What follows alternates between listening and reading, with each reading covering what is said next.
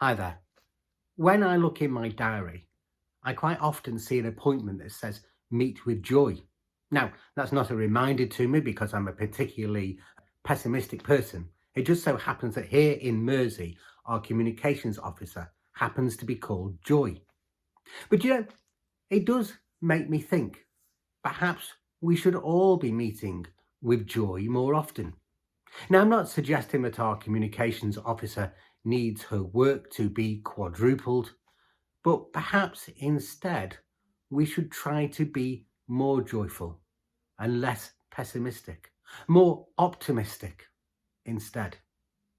But we could be forgiven this year for feeling a little pessimistic. The news hasn't always been great. Many of us have suffered our own personal tragedies. Many will be grieving for the loss of someone close to them, or perhaps grieving for the loss of a way of life that they have enjoyed, but at the moment can't continue with. So this Christmas, I would like us to stop and to think about joy a little more. To think about how joy came in the most unlikely of places. How joy was born in a stable, in a back street, in an unlikely town, to unlikely people, but joy that was born to change the world. One of my favourite carols at Christmas is the carol Joy to the World. Joy to the world, the Lord is come. Let earth receive her King. Let every heart prepare him room, and heaven and nature sing. Joy to the world, the Saviour reigns. Let all their songs employ, while fields and floods, rocks, hills and plains repeat the sounding joy. No more let thorns infest the ground, or sins and sorrows grow.